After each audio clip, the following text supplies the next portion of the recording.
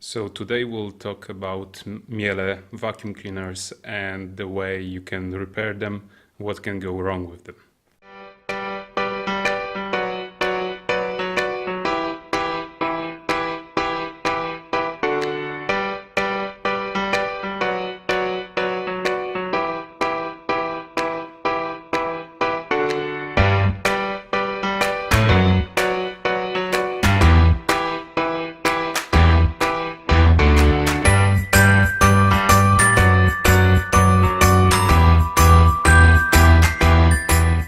As you can see, I'm a big fan of Miele vacuum cleaners, especially the type of cat and dog and the ones that come from it. I own 4 of them. Yes, 4. The main reason is that I bought few as spares, and that's what you can see here. 2 out of 4 are working perfectly. 1 is brand new, 1 was used. And now I decided to put together another one from remaining 2. Now it took me quite a lot of time, despite the fact that I'm quite experienced with repairing this type of vacuum cleaners. I've done that a few times before. I'm not scared to put it apart since I know how to put it together. However, the troubleshooting was much more difficult this time than the previous times. Now, I've got enough spares. However, the most common part that fails is this little triac that is located inside of the motor. I will take it out to show you in a moment.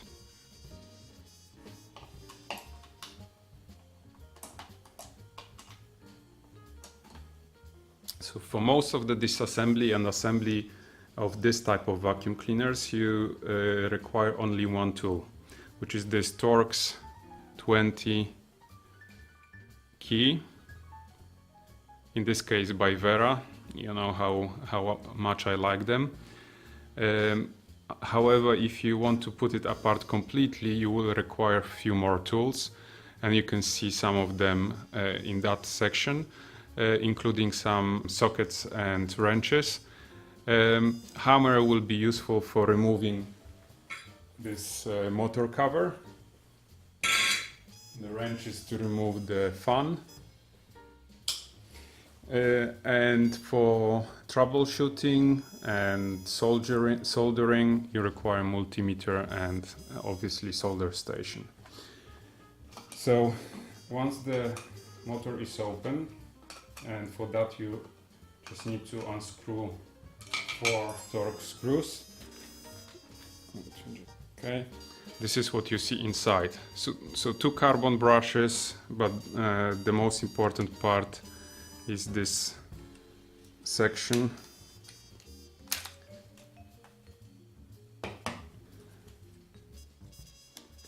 which is a plastic enclosure containing a small triac and, as far as I know, some thermoregulator.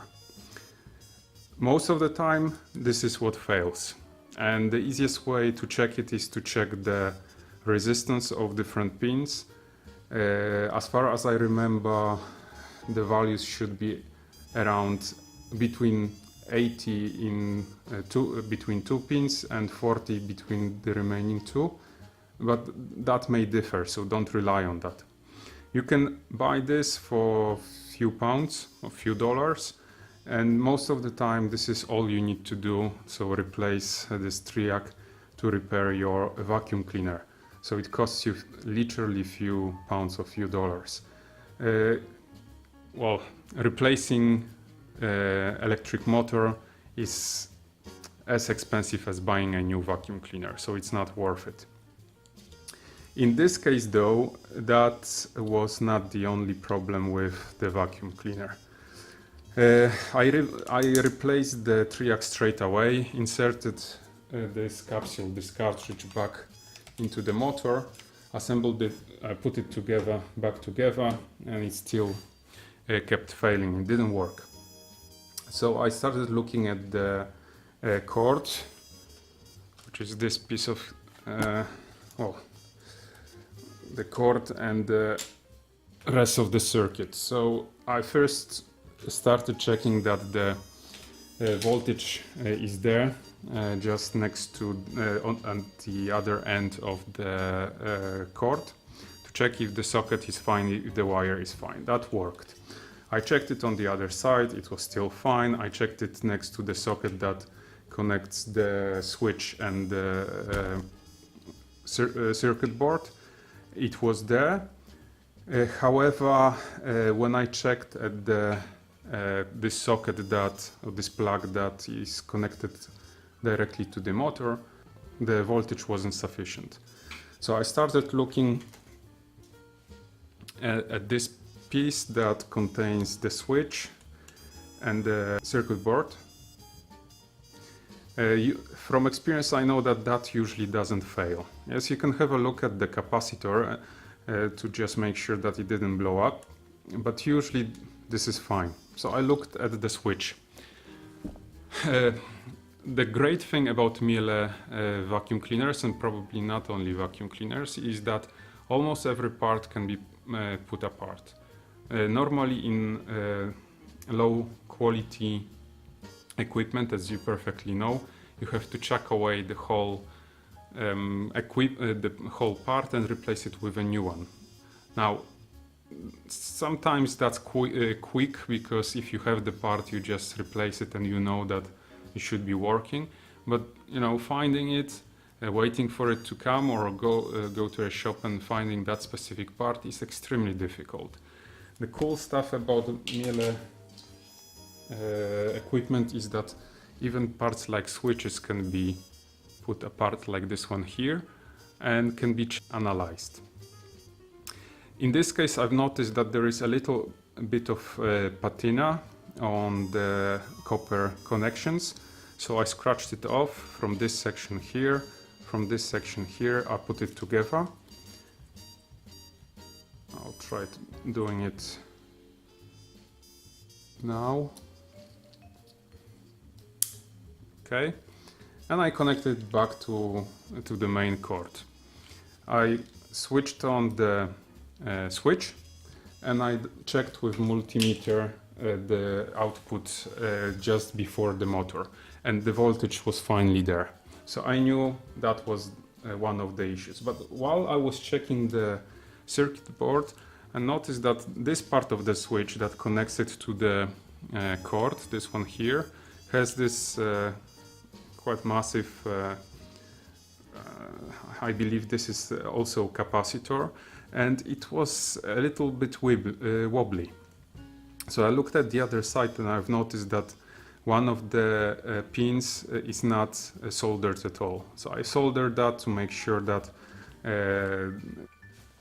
so I connected it all together, hoping that everything will work now. I connected the circuit board to the cord. I connected the cord to the motor, and I switched it on. Well, it didn't work.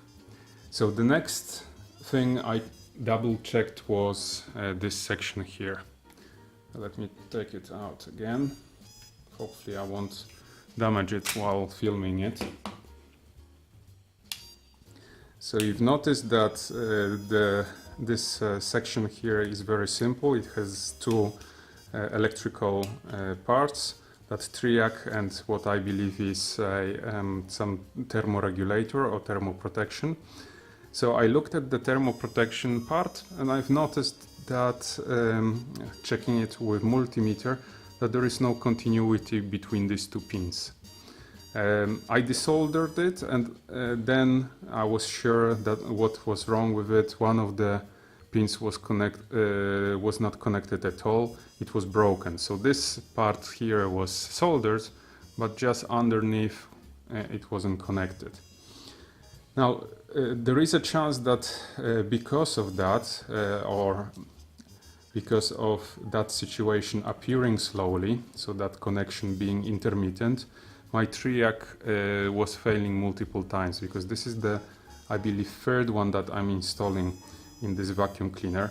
So or maybe all these faults together resulted in that triac being burned regularly. Now, and that was the last thing I checked. I was really hoping that that's it. So I put everything together again. I switched it on and it works. I'm so happy because of that. I spent I think more than 2 hours on doing that. You can see how much mess I created, how many tools I had to bring here. But the satisfaction it gives me, and I'm sure that all DIYers understand it perfectly, that I think despite the fact that the weather outside is great, it was worth it. So the last thing I need to do is just tidy up, put at least one of these vacuum cleaners together and finish my work. Okay, thank you very much for watching it. I hope you enjoyed it. There is not too much to watch in this case. You can only see how many parts each vacuum cleaner has, but I recommend this vacuum cleaner to anyone who likes working on vacuum cleaners or any equipment and likes to use them for many years without the need of buying every second, every third year another piece of equipment. Miele is a very good company. It has its disadvantages. If you want, we can talk about it a bit more. I own only vacuum cleaners. They make great dishwashers and washing machines. Apparently fridges are not bad as well, but the best thing is that they are serviceable, and you know, that's very rare those days. Okay, thank you very much. If you have any questions regarding Miele vacuum cleaners, I think I've got enough experience now to help you with some issues. So please comment, ask, and have a great day.